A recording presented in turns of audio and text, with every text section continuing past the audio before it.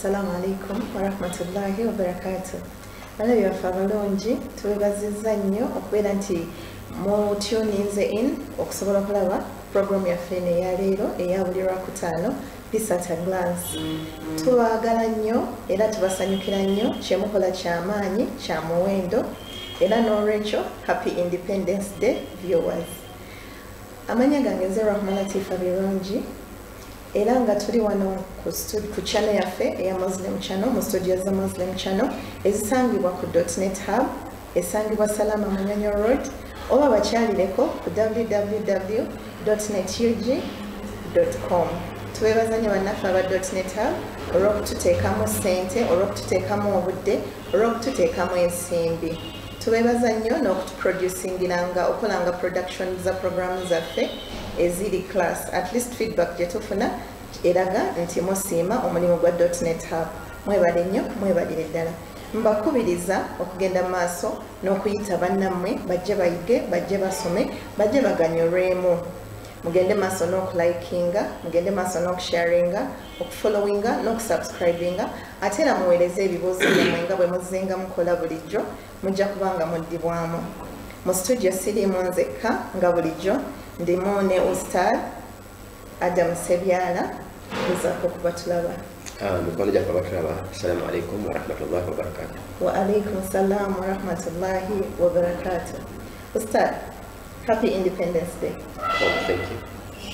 Abalaga fa balongi nga bwemukyagenda mu maaso n'okusharinga n'okulikinga n'okufollowinga n'okusubscribinga katunyweko ku lwendo olw'amazzi katono nnyo tukomawo. In this generation and on, early digital literacy will have a huge impact on self-development and strategic intelligence. .NET Hub is cracking the future's code. Kids Who Code is a youth-based circuit program at .NET Hub. This is an initiative to help the kids begin their engineering journey, guiding them and activating their intuition abilities.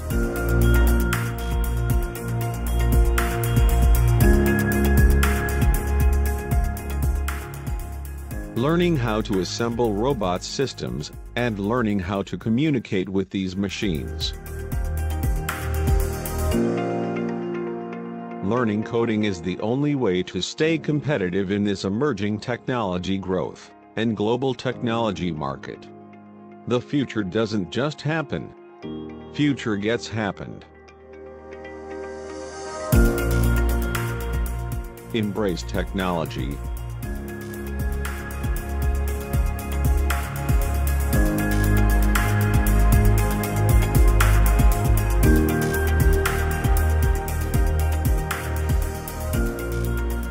Have your child enrolled this holiday? The future is in technology and brighter future lies in transcending it. Let's live and lead. Join the Hub community today for AI, machine learning, smart technologies and software development. Visit .NET Hub today at Car Boomer Stage, Sir Lumamunua Neo Road.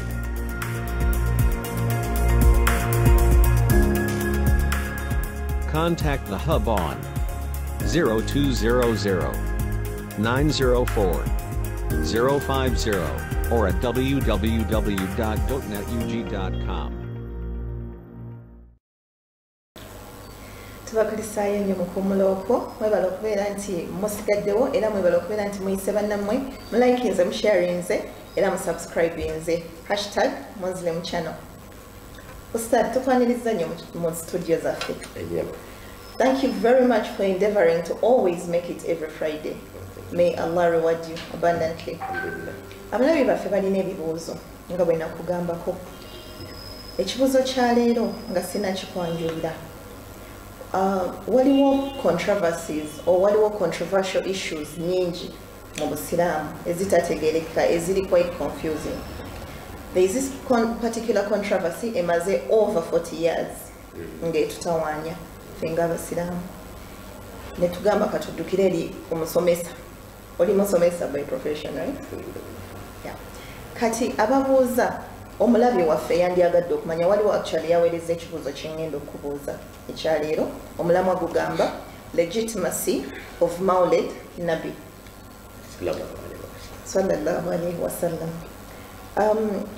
Abatulaba bandyagadde okumanya mu Quran ne mu Sunna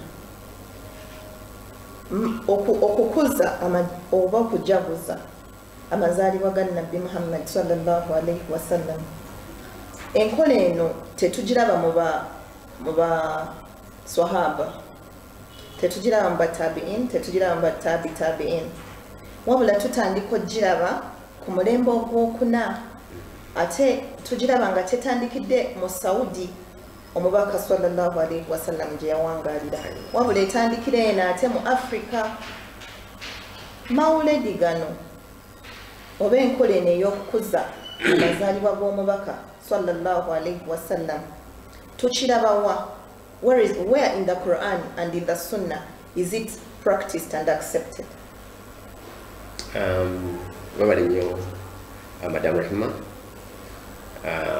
nama batuuliza mubere kubaawo nga sinayingira mu musomo guno omukyalo ono agenze mu nyanjula nabakwewo obugambo bwayogedde kambujjewo oluvannyuma tugende ku musomo. Bannabbi gye bazaalibwa bayinza okujeemerwa, ate eno gye bituusa oluvannyuma bannabbi abo ne bagonderwa. E Makka tebamufuta bufuutuzi gyazaalibwa. E Madiina, abantu b'e Madiina tewali wadde olubale lwe baamukuba, wabula olwatuuka e Madiina yafuuka ne mukulembeze wa ggwanga mu kaseera katono nnyo nga mukulembeze wa ggwanga. Senga kyali bwe kityo n'agenda e Madiina, omanyi ng'ali Makka, byali baddenga bya Yesu Kristo, yalituuse n'okufa. Poza ate abagobezi baabwe oluvannyuma ate nga bayise mu kubonaabona nnyo bwe baali badde bawangula Makka. Kakati ne Gabriel Nabbi Muhammad eri si gye yazaalibwa ng'ate yeesiimidde kuba teyafiira mu exile nti tannaba kuwangula Makka. Makka yali yamala dde ogiwangula naye n'agitunuulira bw'ati n'agamba kanzireyo e Madiina. N'agaana okufuula Makka ekitebe ekibuga ky'obusiraamu ekikulu, n'agenda n'awangalira Makka wadde amaze okukiwangula ne Gabriel e Madiina. Ako nno nkaleese kugamba nti kalikolese nti Saudi ng'ate Saudi mpya. Mpozi awo nga tonnavaawo bwenjagalira okubuuza nti kituufu ayinza okuba saayinza okuba yajeemerwa e Saudi gye yazaalibwa, e Makka gye yazaalibwa, e Makka, naye okuvaayo yavaayo n'abagoberezi. Abagobereza abo tetulina we tubalaba nga bajaguza amazaalibwa. Kyekibuuzo kyange. Kakati ensi gyeyogeddeko erinnya nti Saudi, nga Saudi tennabaawo mu 1932 Saudi lwe yatandikawo. Eri emabega eri nga ba Hashemites, ab'ekika kya Nabbi kye bayita ba Hashemites, be baali bafuga Makka ne Madiina ne Taifa. Naye ono Bungereza bwe yajja esala ensalo abo bonna ne basaanyaawo nekola obwakabaka bwa Saudi Bungereza ajja bukola. Naye bali be yajjawo kati abali Jordan, aba Hashemites abali Jordan, obwakabaka bwa Jordan be baali bafuga Makka ne Madiina. Bungereza bwe yeteekawo bano abaliwo era kugamba bagondera Bungereza, obwakabaka bonna obuliwo ne obufuzi bonna obuli awo mu Gaafu oba ku Dubai oba bwaki Bungereza yabuteekawo. Kati bali aba abali egindi mu Jordan abali bafuga ne Makka ne Madiina bo baali bajaguza amazaalibwa ga Nabbi, baali bagajaguza. Bungereza bano be yaleeta be batagajaguza. Akatebe biwanvu awo biwanvu byakyo sibina byakikugu lwakuba nti nno obadde information togirina. Kati nga tuvuddeeyo obuuliza nti ekintu okujaguza amazaalibwa ga nabbi kirina obujuzi mu Quran ne Sunna nti nabbi yakikola oba basahaba be ab'ebitiibwa nti bakikola. Ekyo kyengenda okusembyayo akamala okukola omukaddima tugamba kakola introduction ku nsonga eyo nti oba oli awo tujja kubuzaabuzibwa nti mawuledi eyinza okuba ndowooza bida kintu kizuule nabbi kyatakola ne basaba kye batakola singa tunaali mu kutegeera bida kyeki. Nze ne bannange emabega eyo yonna ffenna twakitwalako nti mawuledi bida paka lwe twakizuula nti ekigambo bida twali tetukitegedde bulungi. Ekigambo bida kitegeeza ki? Ko kitegeera obulungi ogenda okulaba nga mawuledi oddamu ate ogitunuulira bulala senga oba okitegeera kuba ekikugaana okugikola bida papanti olowooza nti kizuule. Good.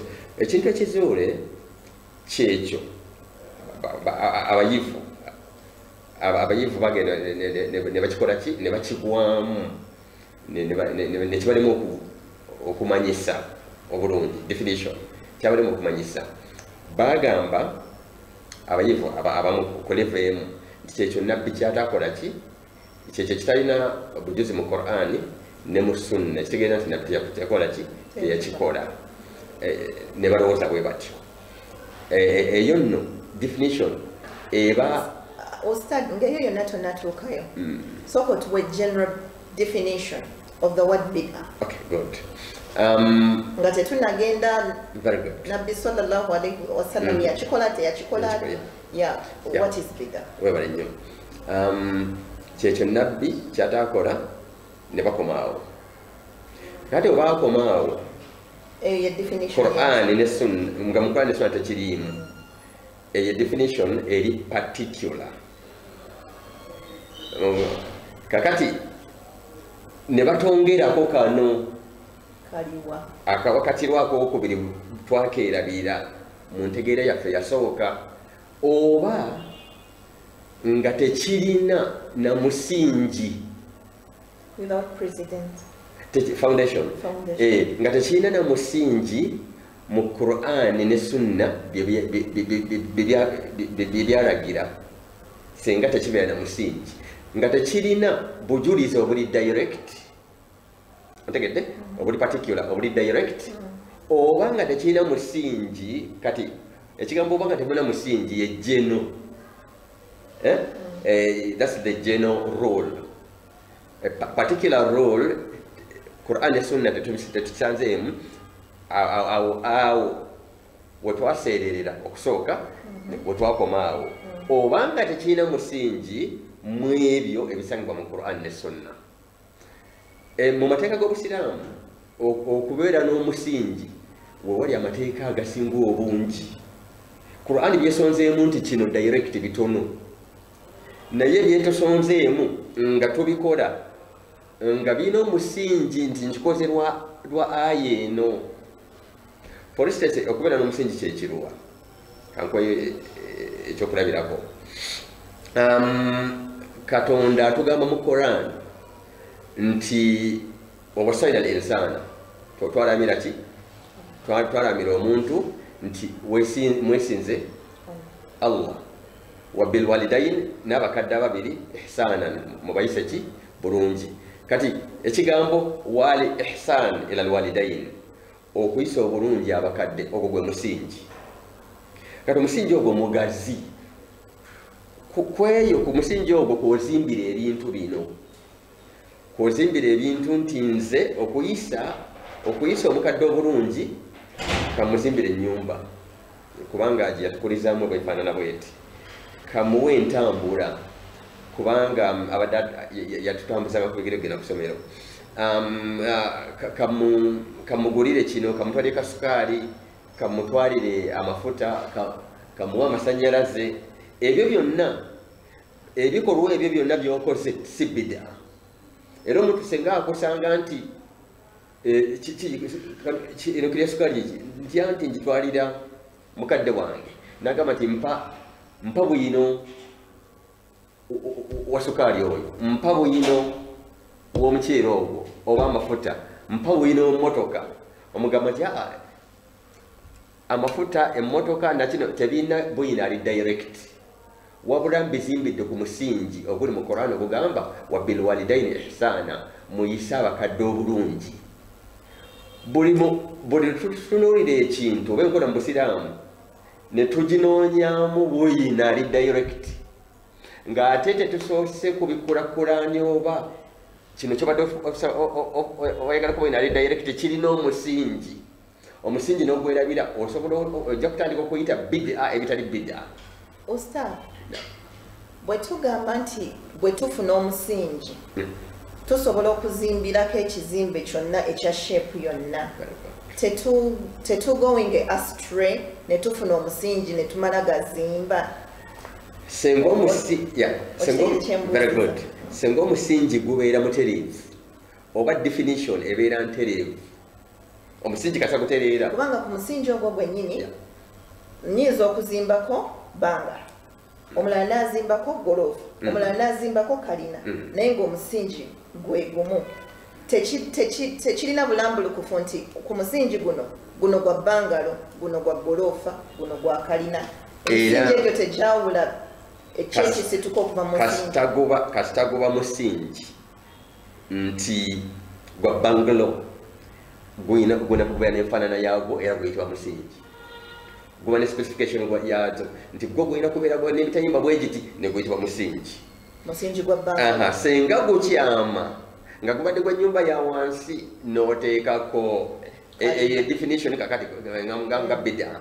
Senga definition okumanyisa bid'a kyeki kikyama, byonna bye mugenda okuyita bid'a oba si bigenda kukyama.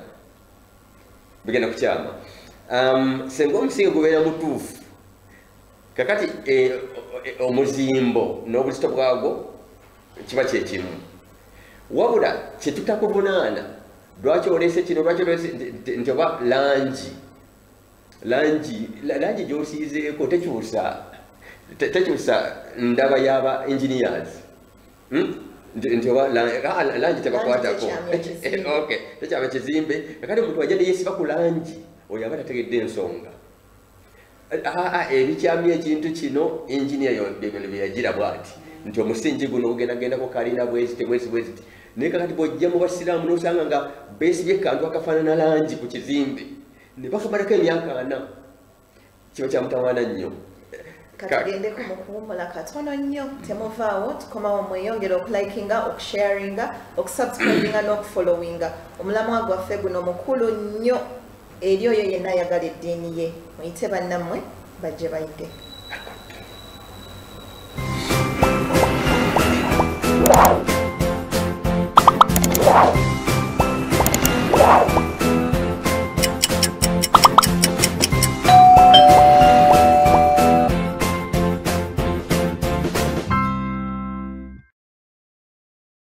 Enyo abalabi baffe abalungi mu kuwummula okwo, katugende mu maaso n'omusomo gwaffe.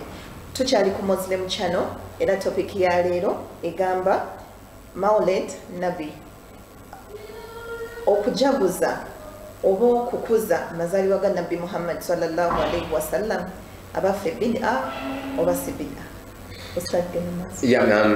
Mu ngeri eyo gye mbadde nkumalirayo definition ya ekigambo bid'a nti kyekyo ekitali mu sunna, mu Qur'ani ne mu sunna, nga buyina ali direct oba ne kiba nga tekirina wadde omusingi mu ebyo ebiri mu Qur'ani ne sunna, oyo buyina ali indirect. Nga gwe nkugambye wali nti buyina ali omusingi kifaanana muyise abakadde obulungi, gwe musingi kwozimbira amafuta g'omutwalidde, kwozimbira sukaali, kwozimbira ennyumba, kwozimbira entambula. Omuntu yenna bw'ajja n'akusaba buyino ku ntambula oba wa sukaali oba owaki, oyo aba asobezzaamu, kubanga omusingi gye guli, omusingi gw'ataategeera. Ne Mawulidi bwe bwefaanana, erina omusingi, terina bwina ali direct, erina omusingi. era omuntu abuuza nti njagala buyino ali direct owa mawulet abanga akubuuza nti njagala buyino ali direct owa sukaali bwetwalidde omukadde oba owamafuta oba bwetwalidde omukadde ng'ate mukaka oli mutuufu okubitwala kubanga obizimbidde ku musingi Katonda yakugamba muyise bulungi abakadde. Omusingi gwa mawulet gweguliwa? Omusingi gwa mawulet still ate mu byekisomesa kati guno musomo naali badde ngutuukako era nga mpita ku kasiteegi kano nti Allah subhanahu wa ta'ala yagenda n'atunuulira ebintu naddala ebikwata ku banene be abanene abatambulirako ki ensonga za Katonda abanene abo ensonga ennene ezabagwako mu bulamu bwabwe olunaku kwe zaagwa nti omunene gundi ku lunaku bwe ruti atuukiddwako ensonga gundi Qur'an yakiyita ayyamillah nnaku za Mukama. I'm saying mu Qur'an muno abanene ba Katonda bannabbi ebintu bibatuukako mu bulamu bwabwe nga byabalumya oba byabasanyusa ennaku ezo kwe byatuukirako kwe byagwa yazita ayyamillah nnaku zaani za Mukama era tukisanga mu surati Ibrahim aya ey'okutaano esoma nti nno walaqad arsalna Musa ila qaumihi mazima twatuma Musa mu bantu be ananzir qaumak anakhrij qaumaka min adh-dhulumati ila an-nur nti fulumya abantu bo bajje mu kizikiza obatwale mu kiki mu kitangaala wadhakkirhum awono wali omusittale wadhakkirhum bi ayyamillah ekigambo dhikra dhakkir kitegeeza okujjukira nga remembrance wadhakkirhum boborime mukujjukira mukola ebikolwa ebyokujjukira olwaleero mu Uganda bilmunasaba kagaba kitukutte bulungi tolwaliro independence tugamba adhikra independence yolwaliro yakumeka 5 okay independence ya 5 adhikra athamin wal 50 olwaleero okujjukira okwataano mu 8 li istiqlali Uganda okwa independence ya Uganda olaba dhikra kujjukira naye kujjukira kufaananya kutya tulina we tugenze tulina we tutudde ng'abantu abadabufu kubanga bino obusiraamu buli civilized nti omuntu ajjukira akola atya abali civilized mubako omugenda ne mujjukiza obukulu bw'ekigambo independence nakyo kye kitegeeza kusajja kula asajja kudda alina kuba atya alina okwekolerera alina obutaddamu kugamba nti Natooli yanzaala ankole ki yabampa alina okukola bwati katukole bwe tuti like that tugende mpola mpola okujjukira bwe nzijjukira mu bwongo bwange nembeera nga nkijjukira mba sijjukidde tekwakuŋŋaana na muntu ne tukiraga nti tujjukira. Very good. Okujjukira mukuŋŋaana n'omuntu n'omujjukiza ne mwogera ku nsonga eyo force ennene wenjijjukira nga sijogeddeko mba sijjukira tetwala civilized kuba you have to buli kaseera wabeerawo ebyokuyiga kati ng'eggwanga ng'eddiini ey'obusiraamu eno erina okufuga ensi yonna mulina kukuŋŋaananga kubanga okukuŋŋaana kwennyini mu busiraamu ate kyagalwa nnyo kyagalwa nnyo tuddeyo ku musingi kakati ekigambo dhikri kitegeeza kujjukira wadhakkirhum bi ayyamillah obajjukizanga mutuulanga ne mujjukira ennaku za Mukama bannange kiri bwe kiti like that warafa'na laka Qur'an wegamba warafa'na laka dhikraka ate gwe nabbi alam nashraha laka sadraka wa wada'na anka wizraka kaza warafa'na laka dhikraka nze nnyini Katonda nze nayitimusa engeri gy'onojjukirwangamu Mungu yennyini aragira okujjukira nabbi warafa'na laka dhikraka mulina okutuula ne mutandika okusoma omusajja oyo lwaki munene lwaki bintu ki ekisookera ddala mu bulamu bw'abannabbi byonna byonna bayiseemu ekisookera ddala ekikulu mu bulamu bwabwe ne bwe banaabeera kuzaalibwa kwabwe. Era ekyo kye tusanga mu surati Mariyamu emirundi ebiri, aya eya 33 ne aya eya 15 zigamba bwe ziti wasalaamun alayhi, emirembe gibeere ku ye, yawma wulida, yali Zakariya, wa yawma Zakariya alayhi salam, yawma wulidtu wa yawma amutu wa yawma ub'athu hayya. Orabe kigambo yawma ngate bali nakugambye wadhakiruhum bi ayami la bajukize ennaku za Mukama ennaku. Ono agamba wasalamun alayya, emirembe gibeere ku nze, yawma wulidtu, olunaku lwenzaliddwa, wa yawma amutu, n'olunaku lwendifa awo nawobeera okungana kw'abantu, wa yawma ub'athu hayya, n'olunaku lwendizuukira era kubeera kungana kw'abantu. Ezo nnaku za Katonda. Ennaku za Katonda ezo zitandise n'amazaalibwa ge. Ejo misingi gye nkugamba. Ne Yesu Kristo agamba wasalamun alayhi, Qur'an egamba enyuma ku Yesu wa salamun alayhi yawma wulida wa yawma yamutu wa yawma yub'ath hayya, emirembe gibeere ku ye, olunaku lwe yazaalibwa n'olunaku lwe yafa n'olunaku lwalizuukira mu balamu. Nyinza okuba nga mixes up nga aya eno ya Yesu oba ya Zakariya. Naye ekikulu ennaku ezo zonna nkulu era tezimu ku nnaku za Mukama, ate zoogeddwa nga zitandikira ku kuzaalibwa kwabwe. Ebyo eri kubanga obusiraamu bugazi bwa kitegeevu busoma ebbanga ddene. Egyo misingi egiraga nti kakati ate oba bali be batono ku ye. Mu busiraamu tulina enzikiriza bali be batono ku Nabbi Muhammad ate sallallahu alaihi wasallam, kakati ate ye munene nnyo. Ekya Yesu kijjukirwenga mu kuwangaala kwe n'okufa kwe, n'olunaku lwalizuukira ng'ate batono ku ye. Ekya Nabbi Muhammad kyo kigaane nga n'abakigaana ate bagoberezi be, ng'ate Qur'an yeeyimirizaawo okuzaalibwa kw'abali abatono mu ngeri eyo. Kakati ne kibeera fetugamba nti nno ebya aqida okusoma ku banene n'okukiza ki kye bali ebeera akida terina nasikh ne mansukh, terina abrogated ne abrogator verses nti kino kikyali abrogated, akida tabaja abrogatinga. Nti kumebona Ibrahim bali badibanga bakatonda basatu baba babiri naye ne basangulwawo n'abe no, ali akida ebeeremu ebisangulwa eba sharia bino ebikolwa ebisangulwa nti zaka yatolwanga bweti ate like that. Nolwekyo kino kiri mu akida tekisanguka. Tulaba emisingi egyo kikola ki weegiri. Tukweyanziza nnyo, tukwebaza nnyo olwa omukaddima gw'otukoledde ku nsonga eno. Naye abaffe ffe abazze emyaka 14 plus oluvannyuma lw'omubaka sallallahu alaihi wasallam okuba nti Allah yamutwala, ffe tusinga okumujjukira okusinga be yawangaala nabo. Si be bali mujjukidde kuba be yawangaaliramu, kwegamba his memory was still so fresh in their minds. Okusinga ate ku ffe.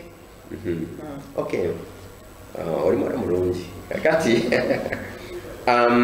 nabbi ono tewali gwensomye, oba ate bo bamutegera otusi, tewali gwensomye mu byensomye ate nga mbyagala nnyo kwe Nabbi Muhammad. Nentuuka n'okutegeera lwaki wano yakola bw'ati, oba lwaki kino yakireka, oba lwaki naye ng'ate mu kukireka takisanguddeewo, oba yakireka olw'abalikola ki abalijja. Nze bwe Nabbi Muhammad sallallahu alaihi wasallam bw'olaba nti nno mu mpisa eza waggulu oyinza okufuna ekintu ekyokugabaawo nga kwoli n'abantu abalala 5 mu mpisa ez'ekika ekya waggulu olaba bw'otandika okugabira abalala nga gwe tonneegabira. Yes, olaba nti Nabbi Muhammad ye musajja eyazibyanga olunaku netuuka essaawa mukaaga ez'ekiro nga tamanyi kyagenda kulya nkya yatuusa n'okufa ng'egganduula lye liri gye yali azika nabi Muhammad yali badde mu bulumi obw'ekika ekyo nga ne bano ba Abu Hurayra bali mu lukuubo lwe we basula abo abatalina we basula e Madiina nga babeera awo balinda n'omuntu atwalira nabbi kaswadaka ne bamugoberera wali badde olaba nti ava ku buzibu bw'ekika ekyo ate n'atandika okukola mazaalibwa ge ku buzibu bw'ekika ekyo kubanga obuzibu busobola okulwisa etteeka erimu naye ate ndoseteeka ayinza okuba teyalivudde ku buzibu bwa kika ekyo mu ngeri y'okuliisa abantu naye nga yali batuuzizanga wakati gwe twogerako yali batuuzizanga n'abagamba olunaku gundi lwe nazaalibwa era olunaku olwo era olunaku olwo kubanga wagambye nti abategeevu aba bali civilized okujjukira ekintu bakuŋŋaana ne bakyogerako kirungi nnyo kiri nti mu Qur'ani muno ebintu bingiko nenyini byabasomesezza nga ebiseera byabyo yawma yati tawila ebiseera byabyo kubeera nti bikola bitekwa mu nkola nga tebyatandika na Nabbi Muhammad wabula nga bijja kukola nze nsoma Qur'ani yagenda negamba awo nti bakubuuza ku mwenge bagambe nti gulimu ebibi bingi gulimu naki n'ebirungi omwenge guba kirungi kyekiri ku mwenge kati abantu ne batambula bwe batyo nga bamanyi nti awo eri agamba mwenge khamor naye bimaze kutuuka eno waffe gye tuli ffe ne tutegeera nti yali agamba alcohol ekirungo kye bayita ekya alcohol ng'ekiyungo ekyo kisobola okuvaamu ekibi eky'omwenge kisobola okuvaamu ebikozesebwa mu ddagala nti omuntu omusiraamu bamutwale mu theatre nga bamwebasizza bamukubye alcohol kakati eyavuunula eryokusooka nti nno hamul kitegeeza mwenge gwokka yasubwa nti nno sayansi naye tennatuuka kumutegeeza nti alcohol egenda mu mwenge egenda ne mu ddagala yensonga lwaki Mungu yali yagamba nti nno bakubuuza ku hamul bwewagenda direct n'ogamba nti wayini wasobya kubanga yali ategeeza kirungo kikola kikiwummuza bwongo nekibuwummuza mu ngeri kye yali ategeeza abaatusooka baagezaako era tubawa ekitiibwa naye ate ffe oluvannyuma ne tukitegeera okubasinganako nti wano yali ategeeza alcohol ekivaamu ekimu ku bibiri ekivaamu bino ebyefujjo nti wayini nekivaamu n'ebyeddagala yensonga lwaki yagamba mulimu omugaso segali yagamba nti mulimu omugaso twalibadde tetulina kyetukozesa ku alcohol bali badde bakutwala sagala bakutwaleyo oba omulala ate sinasagala okutwala mu theatre ng'omusiraamu ng'otunula nti nze sikkiriza kubanga ekyo anti obeera togunywedde it is ingested into your body through another system naye nga tokuconsuminze directly there is no problem effect gye tugamba nti kati toli mu control yo ye effect oba onywedde wano oba onuusizza oba okoze kiki kyekireese nti ogenda kutandika okukola emisango ate omulamuzi agambe nti wabadde totegeera omulamuzi agambe nti wabadde totegeera kubanga okikozesezza nebitugaanwa kiri nti ebintu bingiko byalimu mu Qur'ani byalimu mu sunna naye nga birinze okubiteeka mu nkola kwa luvannyuma nga example gye nkuwadde nga kwa luvannyuma n'amazaalibwa omusajja ali n'emitawaana egyo emiyitirivu omusajja nga mu mpisa ye ayinza obutaka kintu kiraga nti yeefaako nga abalala bakyali mu buzibu omusajja ali bw'ati ne basahaba nga bayise mu bintu ebyo byonna amateeka gaffe mangi nnyo nga embeera egateeka mu nkola yajja luvannyuma mangiko gensobola okukola ki okuwa example bweziti mu kuwumbawumba kubanga obudde butuweddeko oba oliawo tunadda olwokutaano olujja inshaallah tumaleyo naye mu kuwumbawumba omubaka sallallahu alaihi wasallam yatulagira okujaguza festival because ekintu ekijja kiddingana something that is celebrated every year ebeera efuuse festival kituufu marked every year yes kati yatulagira okujaguza festivals bbiri the two Eids idi ebiri aduha ne fitr mashallah kati wetujaguza amazaalibwa buli mwaka eyo naye eba tefuuse festival nga yatulekera bbiri zokka no kiri nti kiri fi samimi ddiini kiri mu busomyo obw'eddiini bwennyini nti abantu nga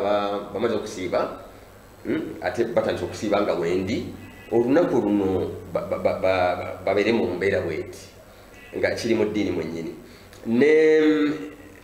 neri muhijja ate odakyojjukira kiri paati muhijja yennyini nga osobola okuba omutango ngambe ekyokusala waliwo emikolo egimu gya hijja nga gwonoona hijja oba omulala nga gwetaaga omutango senga tegugize ebyo byogambye byo biri mu system mwennyini naye waliwo ekiri mu culture yaffe ekyalibadde mu culture ekyo nakyogeraku wano nti kati kino kikola islamic culture nabbi ndowooza lumu yabuuzibwa lwaki osiba olunaku lwa mande n'agamba lwe nazaalibwa akono kakulaga nti kitegeeza amazaalibwa ge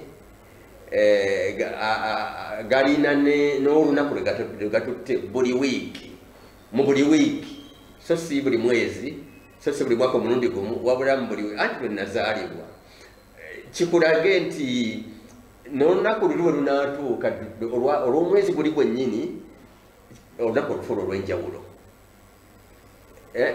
lufuula olw'enjawulo obeeko ekikolwa kyokola ki kyokolerako naye ebbanga lyeyamala ng'asiba olunaku olw'emmande lwe yazaalibwa mu kuwumbawumba ebbanga lyeyamala ng'asiba olunaku olw'emmande lwe yazaalibwa bw'aba yasobola okusiibanga buli wiiki olw'olunaku lwe yazaalibwa ogamba te tekyalisuseewo nnyo ng'olw'omwezi ogwo lutuuse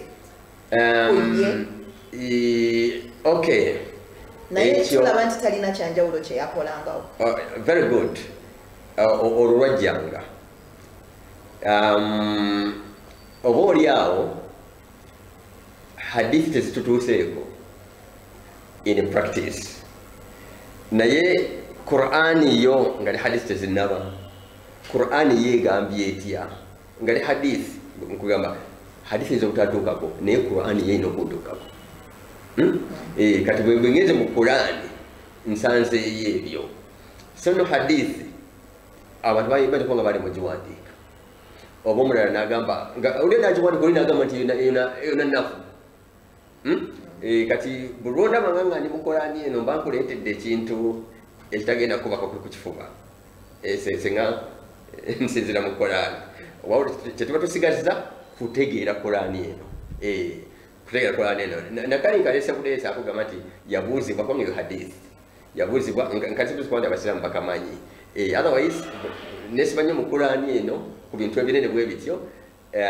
nempita bannange mujje tutegeere Qur'ani kale Qur'ani yo erina omusingi waliwo ne aya endala tuyinza ozisindika mu inshallah mu session eddako waliwo ne aya endala eziggumiza ensonga eno tweyanziza nnyo ustad abalabi baffe abalungi mwebale nnyo okuba nti mutugoberedde okuva gye twatandikidde yonna n'abatwegasseeko mu makkati awo mu musomo tubeebaza nnyo okubeera nti mutwegasseeko mutweyunzeeko program ebadde Peace at a Glance tubeerawo buli Friday okuva ku ssaawa 10 paka saa 11 mutusonyiwe leero ebyuma byakyankalanyemu ne tulwawokko ustad sibula batulaba mikono gyaffe ndoza ku musomo guno akaseera olusi tuba nakatono yensonga lwaki olusi tuyinza n'okwongerayo ne tugongerayo muwanvuko ate senga tuba tugwegendereza oba oli awo engeri twali tufunzizaamu obusiraamu tuyinza okuddamu ne tutegeerera ddala nti obuddala obusiraamu bugazi. Assalamu alaikum.